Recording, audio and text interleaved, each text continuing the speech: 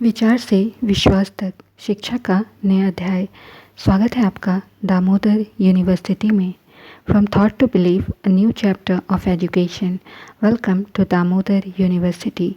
हे everyone, मैं स्मृति झा, आपकी digital mentor. आज की क्लास में हम सेकेंड लॉ ऑफ मोशन से कंटिन्यू करेंगे। आइए क्लास स्टार्ट करें। Second law of motion. The first law of motion indicates that when unbalanced external force acts on an object, its velocity changes. That is, the object gets an acceleration. यानी first law of motion हमें क्या बतलाता है कि कोई भी object पर अगर हम अनबैलेंस्ड फोर्स लगाते हैं तो वो ऑब्जेक्ट वेलोसिटी, वो जो ऑब्जेक्ट होती है उसकी वेलोसिटी चेंज हो जाती है, यानी कि वो जो ऑब्जेक्ट है वो एक्सीलरेशन में आ जाता है। We would now like to study how the acceleration of an object depends on the force applied to it and how we measure a force. तो अब हम यहाँ पर पढ़ेंगे कि किस तरीके से किसी ऑब्जेक्ट पर फोर्स लगाते हैं तो वो कैसे एक्सीलरेट हो जाता है और हम फोर्स को कैसे मेज़र कर सकते हैं। Let us recount some observations from our everyday life. During the game of table tennis, if the ball hits a player, it does not hurt him. तो यहाँ पर डेली लाइफ का एग्जाम्पल दिया हुआ है कि जब हम टेबल टेनिस खेलते हैं तो इस केस में जब बॉल प्लेयर को हिट करती है तो उसको किसी तरह का हर्ट नहीं होता है, किसी तरह का चोट नहीं लगता है। On the other hand, when a fast-moving cricket ball hits the spectator, it may hurt him. तो यहाँ पर दूसरी तरफ बात कर रहा है कि एक क्रिकेट प्लेयर है तो वो जब क्या होता है, बॉल को जब कैच करता है तो उस केस में क्या होता है, उसको चोट लग जाता है। A truck at rest does not require any attention when parked along a roadside. तो ट्रक को अगर रोड साइड में पार्क करना होता है तो उसको किसी अटेंशन की ज़रूरत नहीं पड़ती है। But a moving truck, even at a speed as low as 5 metre per second, may kill a person standing in its path. तो यहाँ पर बता रहा है कि लेकिन वहीं पर अगर जो ट्रक है वो मूव कर रहा है, इवन वो 5 मीटर पर सेकेंड की स्पीड से भी मूव कर रहा है, तो भी वहाँ पर अटेंशन की ज़रूरत होती है, क्योंकि अटेंशन नहीं दिया गया तो उस केस में अगर उसके रास्ते में कोई भी पर्सन आया तो वो मर सकता है। A small mass such as a bullet may kill a person when fired from a gun. यानी कि बुलेट से एक छोटा सा अगर गोली निकलती है तो वो जो गोली है उसको उसमें भी इतनी पावर होती है कि वो जो है किसी पर्सन को किल कर सकती है। These observations suggest that the impact produced by the object depend on their mass and velocity. तो ये जो observations है ये हमें बताते हैं कि किसी भी ऑब्जेक्ट पर के द्वारा जो इम्पैक्ट पड़ता है, किसी भी ऑब्जेक्ट पर जो इम्पैक्ट होता है वो किस चीज़ पर डिपेंड करता है, उस ऑब्जेक्ट की मास और वेलोसिटी पर डिपेंड करता है। Similarly, if an object is to be accelerated, we know that a greater force is required to give a greater velocity. तो इसी तरह से अगर किसी ऑब्जेक्ट को एक्सीलरेट करना है तो हम जानते हैं कि जितना हम उस पर फोर्स अप्लाई करेंगे, जितना ज़्यादा फोर्स अप्लाई करेंगे उसमें उतना ही ज़्यादा वेलोसिटी वो ऑब्जेक्ट गेन करेगा। In other words, there appears to exist some quantity of importance that combine the object mass and velocity.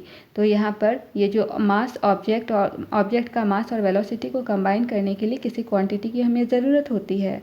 One such property called momentum was introduced by Newton. तो जिस quantity की ज़रूरत होती है उसे हम मोमेंटम के नाम से जानते हैं, जिसे कि न्यूटन ने इंट्रोड्यूस किया था। The momentum p of an object is defined as the product of its mass m and velocity v, that is p is equal to mv। तो इस तरीके से मोमेंटम को कैसे डिफाइन किया गया है, ये मोमेंटम जो है वो मास और वेलोसिटी का प्रोडक्ट होता है। तो इससे हम मास को m से लिखते हैं और वेलोसिटी को v से लिखते हैं और मोमेंटम को p से डिनोट करते हैं। तो यहाँ पर फॉर्मूला हो गया p is equal to mv। Momentum has both direction and magnitude. तो मोमेंटम जो है उसमें मैग्नीट्यूड और डायरेक्शन दोनों ही होते हैं। Its direction is the same as that of velocity, यानी ऑब्जेक्ट की वेलोसिटी जितनी होगी तो जिस डायरेक्शन में होगी तो वहीं पर उसका जो डायरेक्शन है, जिस डायरेक्शन में वेलोसिटी होगी, ऑब्जेक्ट जिस डायरेक्शन में मूव करेगा, मोमेंटम का भी वही डायरेक्शन होगा। The SI unit of momentum is kilogram metre per second, यानी मोमेंटम का SI unit kilogram metre per second होता है। Since the application of an unbalanced force brings a change in the velocity of the object, it is therefore clear that a force also produces a change in momentum. अब यहाँ पर लिखा है क्योंकि अगर जब हम ऑब्जेक्ट पर अनबैलेंस्ड फोर्स अप्लाई करते हैं तो ऑब्जेक्ट वेलोसिटी गेन कर लेता है। तो यहाँ से ये बात क्लियर होती है कि ये जो जैसे ही वेलोसिटी ऑब्जेक्ट गेन करता है तो इसका मतलब क्या होता है, उस ऑब्जेक्ट का जो मोमेंटम है वो चेंज कर गया। Let us consider a situation in which a car with a dead battery is to be pushed along a straight road to give it a speed of 1 meter per second, which is sufficient to start its engine. तो कोई car है, मान लिया कि हमारे पास कोई car है जिसकी बैटरी डेड है, तो उसको हम लोग पुश करते हैं 1 मीटर पर सेकेंड की स्पीड से हम लोग उसको पुश करते हैं। तो इससे क्या होता है कि उसका जो इंजन है वो स्टार्ट हो जाएगा। If 1 or 2 persons give a sudden push to it hardly starts। तो अगर एक या दो व्यक्ति मिल करके इस पर सडन पुश लगाएं, अनबैलेंस्ड फोर्स लगाएं, तो ये शायद ही स्टार्ट हो। But a continuous push over some time results in a gradual acceleration of the car to its speed. लेकिन यही फोर्स अगर कॉन्टिन्यूसली लगाया जाए तो यहाँ पर क्या होगा, ग्रेजुअल जो कार है उसमें ग्रेजुअल एक्सीलरेशन होगा और उसकी जो स्पीड है वो इंक्रीज़ हो जाएगी। It means that the change of momentum of a car is not only determined by the magnitude of the force but also by the during which the force exerted। तो यहाँ से हमें ये पता चला कि मोमेंटम सिर्फ इस बात पर नहीं डिपेंड करता है कि उस पर हम लोग कितना मैग्नीट्यूड अप्लाई कर रहे हैं, कितना मैग्नीट्यूड का फोर्स अप्लाई कर रहे हैं, लेकिन ये इस बात पर भी डिपेंड करता है कि हम लोग उस फोर्स को कितना देर के लिए अप्लाई कर रहे हैं। It may then also be concluded that the force necessary to change the momentum of an object depends on the time rate at which the momentum is changed। तो यहाँ पर फोर्स जब हम लोग ऑब्जेक्ट पर अप्लाई करते हैं तो कितना फोर्स अप्लाई कर रहे हैं और कितने टाइम तक के लिए हम उस पर अप्लाई कर रहे हैं, ये जो है ये डिसाइड करेगा कि वो जो मोमेंटम है ऑब्जेक्ट का वो चेंज हो रहा है या नहीं। यानी मोमेंटम को चेंज होने के लिए हमें फोर्स की ज़रूरत होगी और सर्टेन टाइम तक फोर्स अप्लाई करना होगा।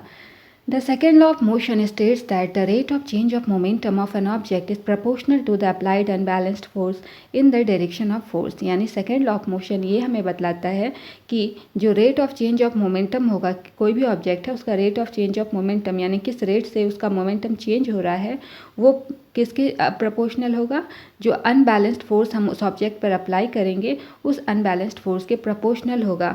और ये जो फोर्स होगा इस यहाँ पर जो एक्सीलरेशन यानी कि मोमेंटम प्रोड्यूस होगा वो उसी डायरेक्शन में होगा जिस डायरेक्शन में हम ऑब्जेक्ट पर फोर्स लगाएंगे। Mathematical formula of second law of motion, यानी सेकेंड लॉ ऑफ मोशन का यहाँ मैथमेटिकल फार्मूला बताया गया है। क्या लिखा है, suppose N object of mass m is moving along a straight line with an initial velocity u. It is uniformly accelerated to velocity v in time t by the application of a constant force F throughout the time t। तो यहाँ पर मान लिया कोई object है जिसका मास है m, वो एक स्ट्रेट लाइन में इनिशियल वेलोसिटी u से मूव कर रहा है। इसका जो यूनिफॉर्म एक्सीलरेशन है वो v है और ये जो टाइम इंटरवल है यहाँ पर टाइम जो है वो t दिया हुआ है, f फोर्स है और टाइम t दिया हुआ है। और इस केस में इनिशियल मोमेंटम जो है वो कंसिडर किया है p1। तो p1 हम जानते हैं मोमेंटम क्या होता है, मास इनटू वेलोसिटी। तो इनिशियल मोमेंटम फाइंड करना है तो इनिशियल वेलोसिटी क्या था, इनिशियल वेलोसिटी u था। तो कितना हो जाएगा मोमेंटम, मास इनटू वेलोसिटी। तो मास m है और वेलोसिटी इनिशियल वेलोसिटी u है। तो यहाँ से p1 की वैल्यू निकल गई mu और p2 की वैल्यू क्या निकल जाएगी, फाइनल वेलोसिटी कितनी थी, फाइनल वेलोसिटी हमने भी कंसिडर किया था तो p2 इस केस में हो जाएगा mv। The change in momentum, तो ये सेकेंड लॉ ऑफ मोशन के अकॉर्डिंग क्या कहता है, चेंज इन मोमेंटम क्या होता है, प्रोपोर्शनल होता है तो यहाँ पर लिखा है is proportional to p2 minus p1, यानी कि जो फाइनल मोमेंटम होगा ऑब्जेक्ट का उसको इनिशियल मोमेंटम से इसको यहाँ पर माइनस कर दिया गया है। फाइनल मोमेंटम की वैल्यू m भी फाइंड किया है हमने और इनिशियल मोमेंटम mu है। अब m यहाँ से कांस्टेंट है तो m जो है वो बाहर निकाल लेंगे तो यहाँ पर हो जाएगा m into v minus you. तो इस तरीके से rate of change of momentum किसके प्रोपोर्शनल हो जाएगा, mass into v minus u divided by t। तो यहाँ पर अप्लाइड फोर्स इसको हम लोग लिख सकते हैं F is proportional to m v minus u divided by t। और यहाँ पर ये प्रोपोर्शनलिटी के साइन को जब हम हटाएंगे तो एक कांस्टेंट आएगा, वो k है कांस्टेंट, तो इसको हम लिख सकते हैं F is equal to k m v minus u divided by t। और इसको हम लिख सकते हैं k m a by k m a, क्योंकि यहाँ पर ये जो वेलोसिटी बाई टाइम क्या होता है, एसिलरेशन होता है। Acceleration is equal to velocity by time होता है। तो हम v minus you by t के जगह पर हम लोग a पुट कर सकते हैं। तो यहाँ पर ये f इज इक्वल टू क्या हो गया, k m a। यहाँ क्या लिखा है, here a is proportional to v minus u divided by t। वही चीज़ लिखा है कि एसिलरेशन जो है उसकी value v minus you by t है, which is the rate of change of velocity. तो एसिलरेशन क्या होता है, rate of change of velocity होता है। ये जो के क्वांटिटी है वो एक कांस्टेंट ऑफ प्रोपोर्शनलिटी है, और जो एसआई यूनिट है मास और एसिलरेशन का, मास का एसआई यूनिट केजी होता है, एसिलरेशन का एसआई यूनिट होता है मीटर पर सेकेंड स्क्वायर। तो इस केस में यूनिट ऑफ फोर्स हमारा क्या निकल जाएगा, यूनिट ऑफ फोर्स हमारा क्या निकल जाएगा, KG metre per second square. ये यहाँ पर है KG metre per second square. तो यहाँ पर क्या लिखा है, for this 1 unit of force is defined as the amount of object the amount that produced an acceleration of 1 metre per second square in an object of 1 kilogram mass, that is. तो यहाँ पर 1 unit of force को define किया गया है। कैसे define किया गया है कि कोई ऑब्जेक्ट है उसको 1 मीटर का एक्सेलरेशन गेन करने में, उस ऑब्जेक्ट का मान लिया कि मास 1 kg है, तो उस ऑब्जेक्ट को 1 मीटर का एक्सेलरेशन गेन करने में जो फोर्स लगेगा वो हमारा 1 यूनिट का फोर्स लगेगा। तो इस तरीके से 1 यूनिट ऑफ फोर्स को डिफाइन किया गया है। 1 unit of force is equal to k into 1 kg into metre per second square. तो यहाँ पर k का वैल्यू जो है इस केस में कितना आ जाएगा, इस इक्वेशन 1 से k का वैल्यू अगर 1 है तो f इज़ इक्वल टू हमारे पास में क्या आ गया value, f is equal to ma। The unit of force is kg metre per second square और न्यूटन। तो यहाँ से इसका यूनिट हो जाएगा या तो newton, kg metre per second square को हम लोग न्यूटन भी कहते हैं। तो ये दोनों जो है हमारी फोर्स का एसआई यूनिट हो गया है, और न्यूटन का सिंबल होता है capital N। The second law of motion gives us a method to measure the force acting on an object as a product of its mass and acceleration। तो second law of motion हमें क्या बतलाता है, ये हमें force को measure करने का तरीका बता रहा है, यानी ऑब्जेक्ट पर कितना फोर्स एक्ट कर रहा है। तो मतलब यानी ऑब्जेक्ट का मास कितना है, तो ऑब्जेक्ट का मास और एक्सेलरेशन का प्रोडक्ट क्या होता है, यहाँ पर फोर्स। इस तरीके से फोर्स हम कैसे निकालेंगे, ऑब्जेक्ट का मास को एक्सेलरेशन से मल्टीप्लाई कर देंगे। The second law of motion is often seen in action in our everyday life. Have you noticed that while catching a fast moving cricket ball, a fielder in the ground gradually pulls his hand backward with the moving ball? तो second of motion को हम अपनी everyday life में भी देखते हैं। यहाँ पर एक एग्जाम्पल है कि कभी आपने ये नोटिस किया है कि कोई भी क्रिकेट बॉल को, कोई भी फास्ट मूविंग क्रिकेट बॉल है, तो फील्डर जो है वहाँ पर वो अगर उस फास्ट मूविंग क्रिकेट बॉल को कैच करता है तो अपना जो हाथ होता है उसको ग्रेजुअली पीछे की तरफ में बैकवर्ड डायरेक्शन में वो उसको पुल करता है। In doing so, the fielder increases the time during which the high velocity of the moving ball decreases to 0। तो ऐसा करने से क्या होता है, जो फील्डर है वो टाइम को इंक्रीज़ करता है। जब वेलोसिटी, जो मूविंग बॉल है कुछ वेलोसिटी से उसकी साइड में आ रही होगी, तो वहाँ पर वो जो टाइम रेट है उसको इंक्रीज़ करता है, और उस केस में क्या होता है कि इसका जो वेलोसिटी है, बॉल की जो वेलोसिटी है वो 0 हो जाती है। Thus the acceleration of the ball is decreased and therefore the impact of catching the fast moving ball is also reduced. तो इस केस में जो बॉल का एक्सीलरेशन है वो डिक्रीज़ हो जाता है और इस वजह से जो इम्पैक्ट होता है फास्ट मूविंग बॉल का वो रिड्यूस हो जाता है यानी कम हो जाता है। If the ball is stopped suddenly then its high velocity decreases to zero in a very short time interval.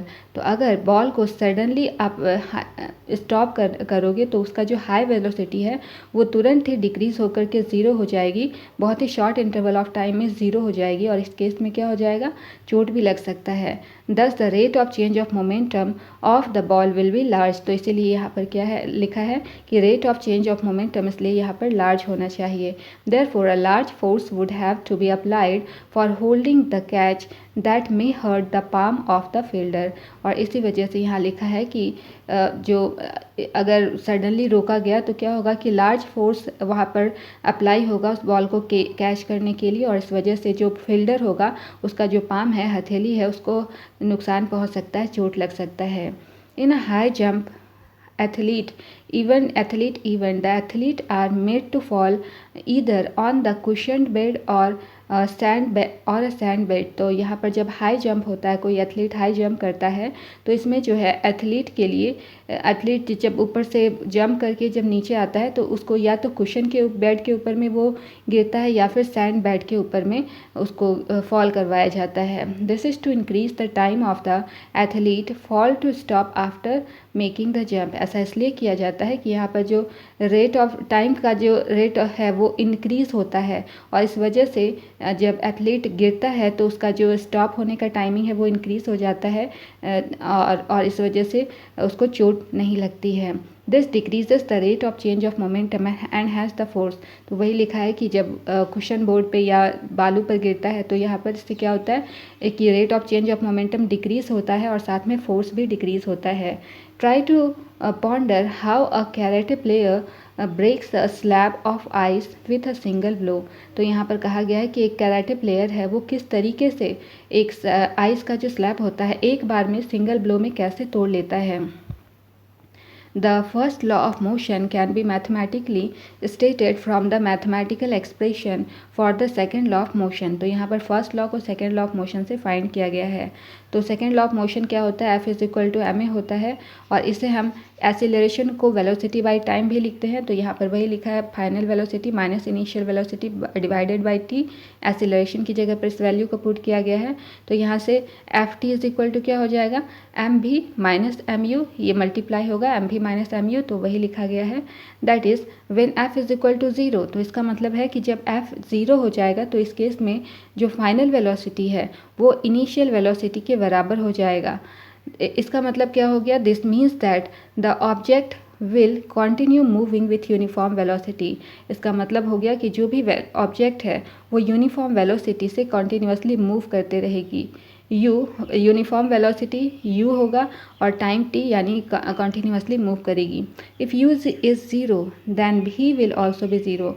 तो अगर यू यानी इनिशियल वेलोसिटी ज़ीरो है तो फाइनल वेलोसिटी भी ज़ीरो होगी, that is the object will remain at rest. तो इस case में क्या होगा, ऑब्जेक्ट रेस्ट में ही रहेगा। अब हमारे पास एक क्वेश्चन है, a constant force acts on an object of mass 5 kg for a duration of 2 second. तो यानी एक कांस्टेंट फोर्स, कोई ऑब्जेक्ट है उस पर उसका मास 5 kg है, उस पर एक कांस्टेंट फोर्स लगाया जा रहा है 2 सेकेंड के लिए। It increases the object's velocity for 3 metre per second to 7 metre per second. तो इसकी वजह से ऑब्जेक्ट की वेलोसिटी 3 मीटर पर सेकेंड से बढ़ के 7 मीटर पर सेकेंड हो जा रही है। Find the magnitude of the applied force. तो जो फोर्स अप्लाई किया गया है उसका मैग्नीट्यूड निकालने के लिए कहा जा रहा है। Now if the force was applied for a duration of 5 second what would be the final velocity of the object. तो यहाँ पर अगर फोर्स 5 सेकेंड के लिए उस ऑब्जेक्ट पर फोर्स अप्लाई किया जा रहा है तो उसका फाइनल वेलोसिटी क्या होगा ये बताना है। We have been given that u is equal to 3 meter per second and v is equal to 7 meter per second, t is equal to 2 second and m is equal to 5 kg।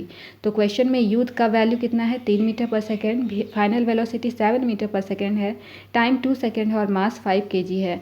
तो इस case में f is equal to M V minus you by T का formula हम use करेंगे और सारी values को जब हम पुट करेंगे तो हमारे पास में कुछ इक्वेशन इस तरीके का आ जाएगा, V is equal to U plus F T divided by M. फिर से अगेन सारी वैल्यूज़ को हम पुट करेंगे तो हमारा जो ये हो गया v कितना आ जाएगा 13 मीटर पर सेकेंड। अब क्वेश्चन नंबर एग्जाम्पल 8.2 में आते हैं। which would require a greater force, accelerating a 2 kg mass at 5 meter per second और 4 kg mass at 2 meter per second square। तो यहाँ पर इनमें से कोई ऑब्जेक्ट है जिसका मास 2 kg है और दूसरा ऑब्जेक्ट है जिसका मास 4 kg है। तो पहला ऑब्जेक्ट जो है वो 5 मीटर पर सेकंड के स्क्वायर से मूव कर रहा है और दूसरा ऑब्जेक्ट जो है वो 2 मीटर पर सेकंड स्क्वायर से मूव कर रहा है। तो इनमें से किसका जो फोर्स किस पर ज़्यादा होगा ये फाइंड करना है। तो हम जानते हैं force is equal to ma होता है। तो फर्स्ट केस में मास m1 दिया, मास यानी कि m1 2 kg है और एक्सेलरेशन कितना है 5 मीटर पर सेकेंड स्क्वायर। तो ये वैल्यू को पुट करेंगे और सेकेंड केस में m2 कितना हो गया 4 kg और एक्सेलरेशन कितना होगा 2 मीटर पर सेकेंड स्क्वायर। तो फर्स्ट केस में F1 इज इक्वल टू कितना हो जाएगा मास इंटू एक्सेलरेशन 2 इंटू 5 करेंगे तो 10 न्यूटन और F2 कितना हो जाएगा m2 माइनस a2 और कितना है वैल्यू 4 और 2 है तो मल्टीप्लाई करेंगे ये आ जाएगा 8 न्यूटन। तो इस केस में कौन सा ज़्यादा है, ग्रेटर फोर्स किसका है F1 का। ये जो 10 वैल्यू है इसका तो F1 is greater than F2। तो यहाँ पर इस केस में क्या पता चला कि जिस ऑब्जेक्ट का मास 2 kg है और जिसका कि वेलोसिटी है 5 मीटर पर सेकेंड स्क्वायर उस पर ज़्यादा फोर्स एक्वायर होगा, उसको ज़्यादा फोर्स की ज़रूरत होगी। अगला क्वेश्चन है 8.3। Motor car is moving with a velocity of 108 kilometre per hour and it takes 4 second to stop after the brake are applied. तो एक मोटर कार है जो कि 108 किलोमीटर पर आवर की वेलोसिटी से मूव कर रहा है और जब उसको ब्रेक लगाया जाता है तो उसको रुकने में 4 सेकेंड का टाइम लगता है। तो यहाँ पर फोर्स कैलकुलेट करना है मोटर कार के थ्रू और यहाँ पर एक पैसेंजर जो है क्या लिखा हुआ है, calculate the force exerted by the brakes. Brake के थ्रू जितना फोर्स एक्सर्ट हुआ है वो कैलकुलेट करना है on the motor car if the mass along with the passengers, यानी पैसेंजर के साथ में उस मोटर कार का बस 1000 kg है। तो यहाँ पर फोर्स कितना एक्सर्ट कर रहा है ब्रेक लगाने से वो फाइंड करना है। तो इस केस में initial velocity 108 kilometre per our है तो इसको मीटर पर सेकंड में कन्वर्ट करेंगे तो ये 1000 बाई 60 इंटू 60 से मल्टीप्लाई करेंगे तो ये आ जाएगा 30 मीटर पर सेकेंड। और फाइनल वेलोसिटी मोटर कार का क्या था, वो जो मोटर कार है वो स्टॉप हो गया था तो फाइनल वेलोसिटी 0 हो गया। अब यहाँ पर टोटल मास जो है मोटर कार का वो कितना है 1000 kg है और रुकने में उसको कितना टाइम लग रहा है 4 सेकेंड का टाइम लग रहा है। तो इस केस में हम मैग्नीट्यूड कैसे फाइंड करेंगे, M V minus u divided by T को पुट करेंगे और सारी वैल्यूज़ को जब हम पुट करेंगे तो उसके बाद में हमारे पास में वैल्यू कितना आ जाएगा, फोर्स का वैल्यू कितना आ जाएगा -7500 kg metre per second square या फिर हम इसको न्यूटन भी लिख सकते हैं।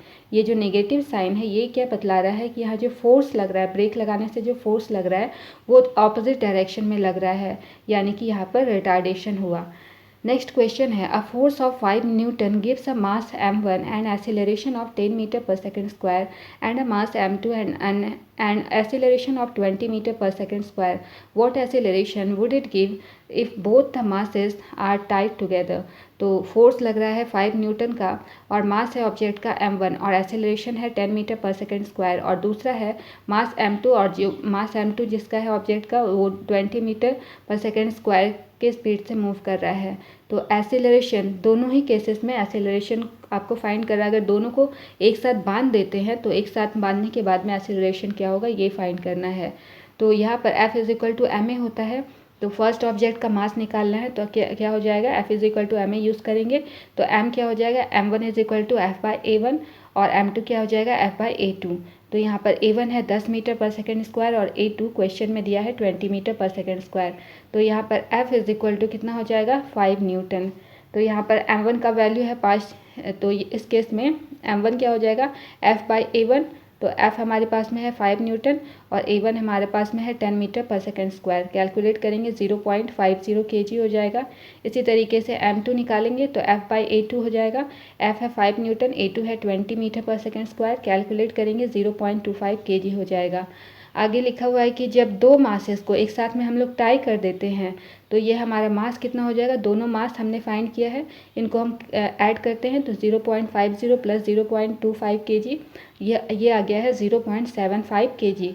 तो एसिलरेशन कितना प्रोड्यूस हो जाएगा। एसिलरेशन इज इक्वल टू क्या हो जाएगा, हम जानते हैं F is equal to ma होता है, तो A is equal to F/m value को पुट करेंगे।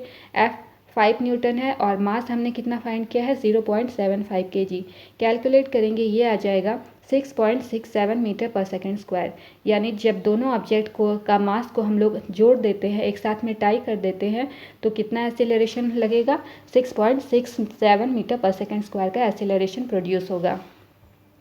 नेक्स्ट क्वेश्चन है, the velocity time graph for a ball of mass 20 gram moving along a straight line on a long table is given in figure 8.9। तो यहाँ पर velocity time graph दिया हुआ है किसी बॉल का जिसका मास 20 ग्राम है, और जो ये वेलोसिटी टाइम ग्राफ एक स्ट्रेट लाइन है जैसा कि यहाँ दिखाया जा रहा है। How much force does the table exert on the ball to bring it to rest, यानी बॉल को रेस्ट में लाने के लिए टेबल को कितना फोर्स लगाना पड़ेगा ये बताना है।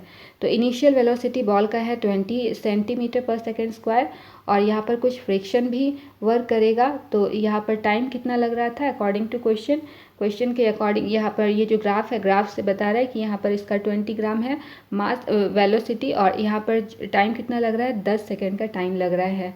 तो यहाँ पर लिखा है कि वेलोसिटी कितना है बॉल का, डिक्रीज 0 तक आने में 10 सेकेंड इसका टाइमिंग लग रहा है, और इनिशियल वेलोसिटी ऑब्जेक्ट का कितना हो गया 20 सेंटीमीटर पर सेकेंड स्क्वायर, और फाइनल वेलोसिटी यानी कि जब बॉडी रुक जा रही है तो वो अगर रुक गई है तो फाइनल वेलोसिटी 0 हो जाएगा, 0 सेंटीमीटर पर सेकेंड, और टाइम हमने ग्राफ से फाइंड किया है 10 सेकेंड है। तो अब हमारा जो वेलोसिटी टाइम ग्राफ है वो एक स्ट्रेट लाइन है, तो इसका मतलब जो बॉल है वो कांस्टेंट एसिलरेशन से मूव कर रहा है। तो हमारे पास में एसिलरेशन के लिए फॉर्मूला क्या होता है, final velocity minus initial velocity divided by time. तो फाइनल वेलोसिटी 0 है, इनिशियल वेलोसिटी 20 है, और टाइम हमारा है 10 सेकेंड। ये सारी वैल्यू को हमने पुट किया है, कैलकुलेट करेंगे, ये आ जाएगा -2 सेंटीमीटर पर सेकेंड स्क्वायर, और इसको मीटर पर सेकेंड स्क्वायर में जब हम चेंज करेंगे तो ये आ जाएगा -0.02 मीटर पर सेकेंड स्क्वायर। तो यहाँ पर फोर्स कितना आएगा हमारे पास में, F is equal to ma होता है, तो इस सारी वैल्यू को हम यहाँ पर पुट करेंगे तो ये आ जाएगा -0.0004 Newton.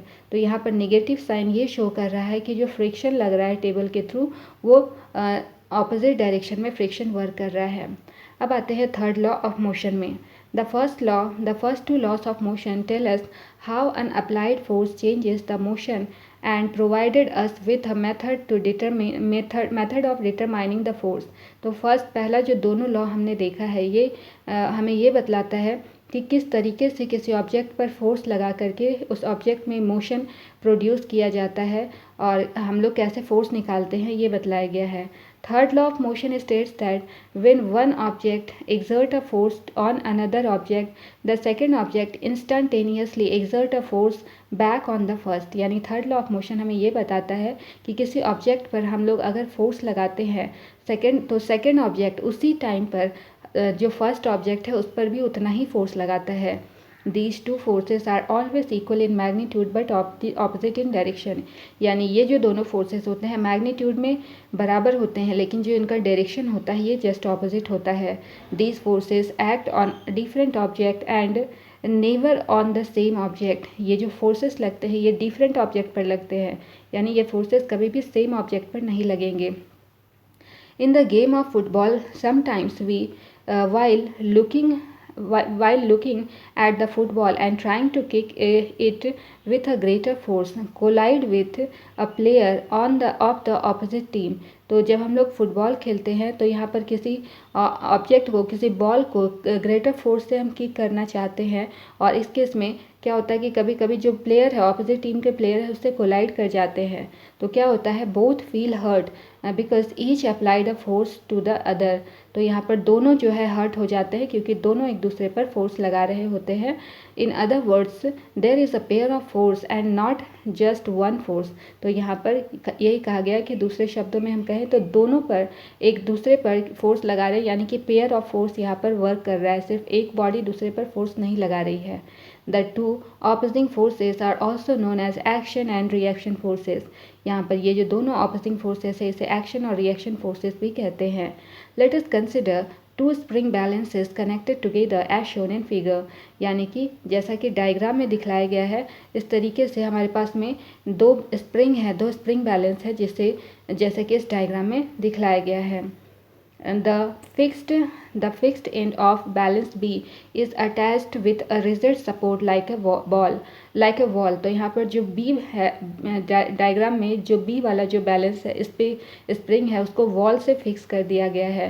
When a force is applied through the free end of spring balance A, it is observed that both the spring balance show the same reading on their scales। तो अगर एक एंड को fix कर दिया गया है और दूसरे एंड से जब हम स्प्रिंग बैलेंस को पुश करते हैं तो दोनों ही स्प्रिंग जो है उनकी जो रीडिंग है वो दोनों की ही चेंज होती है। It means that the force exerted by spring balance A on balance B is equal but opposite in direction to the force exerted by the balance B on balance A. तो इसका मतलब ये से हमें ये पता चल रहा है कि जब हम लोग स्प्रिंग बैलेंस ए पर जब फोर्स लगा रहे हैं तो ए भी बी पर भी फोर्स लगा रहा है और दोनों एक दूसरे पर ऑपोजिट फोर्स लगा रहा है। Any of these two forces can be called an action and the other as reaction। तो इनमें से किसी एक को हम एक्शन कह सकते हैं और दूसरे को रिएक्शन फोर्स कह सकते हैं। This gives us an alternative statement of the third law of motion, that is to every action there is an equal and opposite reaction।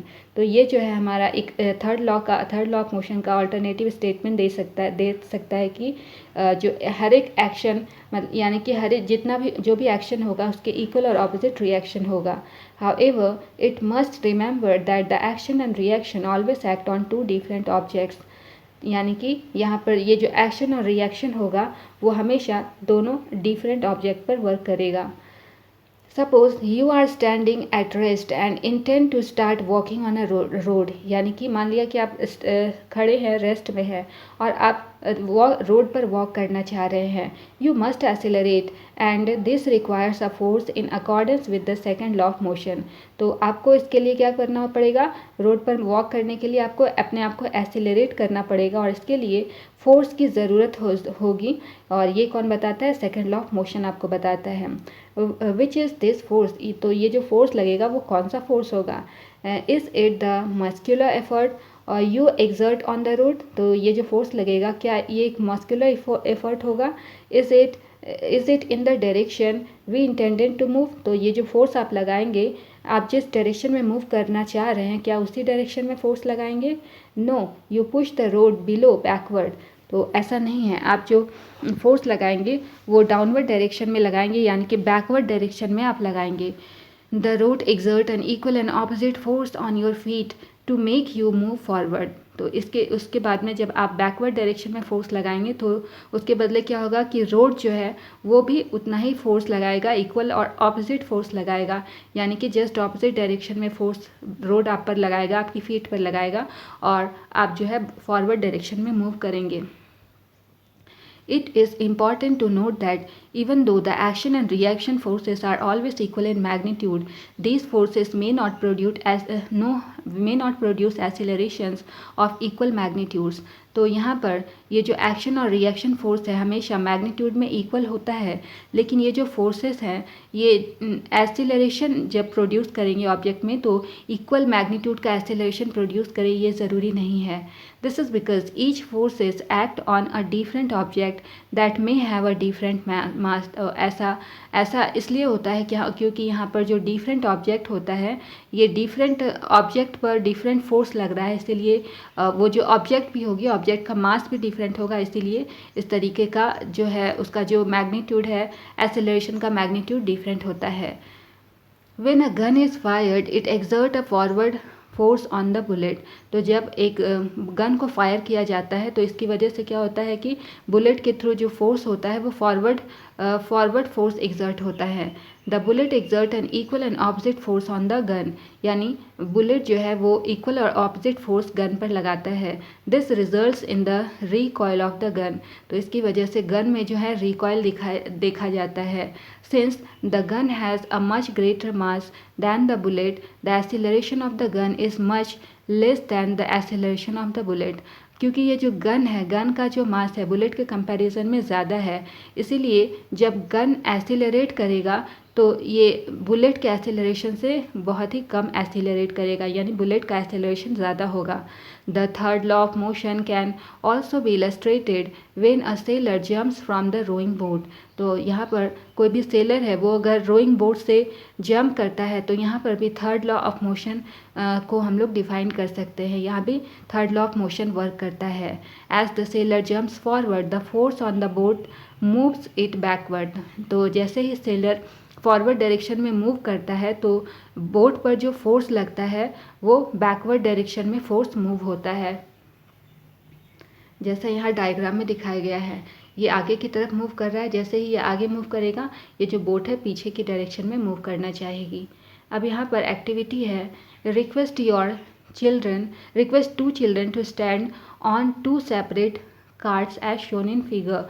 तो यहाँ पर ये दो कार्ट है जिस पर कि दो बच्चे यहाँ पर खड़े हैं। Give them a bag full of sand और सम अदर हैवी ऑब्जेक्ट। तो इनको सैंड से भरा हुआ आपके पास में कुछ हैवी सैंड या फिर कोई हैवी ऑब्जेक्ट से भरा हुआ एक बैग देना है और उनको कैच करने वाला जो गेम होता है उसको खेलने के लिए कहना है। Does each of them experience an instantaneous force as a result of throwing a sandbag। तो ये जो दोनों ही बच्चे हैं क्या उनको इंस्टेंटेनियस फोर्स फील होता है? जैसे ही थ्रो करते हैं तो इंस्टेंटेनियस तुरंत में कोई फोर्स फील होता है।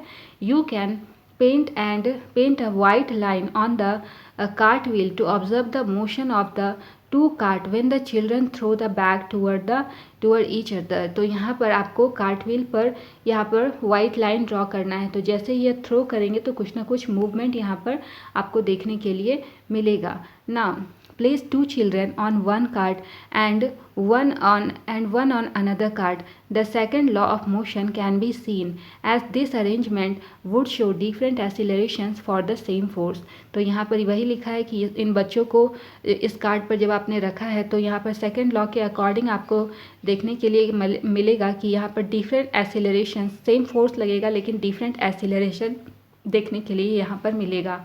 The cards shown in this activity can be constructed by using a 12 mm or 18 mm thick plywood board of about 50 cm into 100 cm with two pairs of hard ball bearing wheel। तो यहाँ पर ये जो cart है, cart को हम लोग कैसे कंस्ट्रक्ट कर सकते हैं, यहाँ पर 12 मिलीमीटर या फिर 18 मिलीमीटर का थिक प्लाईवुड का बोर्ड लेना है और लगभग 50 सेंटीमीटर गुना 100 सेंटीमीटर का दो पेयर का हार्ड बॉल बियरिंग व्हील लेना है और इनकी हेल्प से ये जो है बोर्ड को बनाना है। Skate boards are not as effective because it is difficult to maintain straight line motion. तो यहाँ पर ये भी लिखा है कि जो स्केट बोर्ड होता है, स्केटिंग वाला जो बोर्ड होता है वो इफ़ेक्टिव नहीं होता है क्योंकि स्ट्रेट लाइन मोशन वो मेंटेन नहीं कर पाता है। अब इस पूरे चैप्टर में हमने क्या पढ़ा है एक बार रिकॉल कर लेते हैं। First law of motion, an object continues to be in a state of rest or of uniform motion along a straight line unless acted upon by an unbalanced force. तो फर्स्ट लॉ ऑफ मोशन क्या कहता है कि कोई object अपना state uniform motion में अगर है तो किसी स्ट्रेट लाइन में यूनिफॉर्म मोशन में है तो वो उसी स्ट्रेट लाइन में यूनिफॉर्म मोशन से मूव करते रहेगा जब तक कि उस पर कोई अनबैलेंस्ड फोर्स अप्लाई ना किया जाए।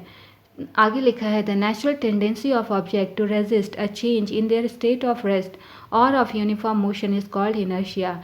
यानी किसी भी ऑब्जेक्ट की नेचुरल टेंडेंसी होती है कि वो अपना जो चेंज है स्टेट ऑफ रेस्ट, अगर वो रेस्ट में है तो रेस्ट में ही रहना चाहेगा, अगर मोशन में है तो मोशन में ही रहना चाहेगा। तो ऑब्जेक्ट की इस नेचुरल टेंडेंसी को इनर्शिया कहा जाता है। The mass of an object is the measure of its inertia, it's SI unit is kilogram. तो मास क्या होता है, ये इनर्शिया का मेज़र होता है जिसका कि ऐसा यूनिट किलोग्राम होता है। Force of friction always opposes motion of object. तो फोर्स ऑफ फ्रिक्शन ऑब्जेक्ट का मोशन को हमेशा अपोज करती है, जस्ट ऑपोजिट डायरेक्शन में फ्रिक्शन का फोर्स लगता है। Second law of motion, the rate of change of momentum of an object is proportional to the applied unbalanced force in the direction of force. Second law of motion क्या कहता है कि जो momentum का rate में जो change होगा, rate of change of momentum जो होगा वो हमेशा प्रपोर्शनल होगा। किसके प्रपोर्शनल होगा, जो अनबैलेंस्ड फोर्स अप्लाई किया जाएगा ऑब्जेक्ट पर उसके प्रपोर्शनल होगा। और ये जो फोर्स अप्लाई होगा वो जब इसके बाद में यहाँ पर ये जो मूवमेंट होगा यानी कि चेंज ऑफ मोमेंटम दिखा जाएगा, ये किस डायरेक्शन में देखा जाएगा, जिस डायरेक्शन में फोर्स ऑब्जेक्ट पर अप्लाई होगा। The SI unit of force is kilogram metre per second square. यानी फोर्स का ऐसा यूनिट क्या होता है, kilogram metre per second square. This is also known as newton and represented by the symbol N. तो KG metre per second square को newton भी बोलते हैं और इसे कैपिटल एन, इसका सिंबल जो है वो कैपिटल एन होता है। A force of 1 newton produces an acceleration of 1 metre per second square on an object of mass 1 kg। यानी कोई भी ऑब्जेक्ट का एक्सेलरेशन अगर 1 मीटर पर सेकेंड स्क्वायर है और ऑब्जेक्ट का मास 1 kg है तो इस पर जो फोर्स लगेगा वो 1 न्यूटन का फोर्स लगेगा। The momentum of an object is produced of its mass and velocity and has the same direction as that of velocity. Its SI unit is kg meter per second. तो किसी भी object का momentum क्या होता है, मास और velocity का product होता है और यहाँ पर जो मोमेंटम होगा उसी डायरेक्शन में होगा जिस डायरेक्शन में बॉडी की वेलोसिटी होगी। ऐसा यूनिट मोमेंटम का kg मीटर पर सेकेंड होता है। Third law of motion, every action there is an equal and opposite reaction and they act on two different bodies। यानी थर्ड लॉ ऑफ मोशन हमें ये बताता है कि हर एक एक्शन के इक्वल और ऑपोजिट रिएक्शन वर्क करता है और ये जो एक्शन रिएक्शन होता है ये हमेशा दो डिफरेंट बॉडीज़ पर वर्क करता है। तो ये थी हमारी आज की क्लास। यदि कोई भी डाउट हो तो आप हमारे DU के कमेंट सेक्शन में अपना सवाल ज़रूर पूछिए। मैं हर एक लर्नर को रिप्लाई देने की कोशिश करूँगी। Okay then, keep learning, keep growing only at DU। See you soon in the next class. Bye bye.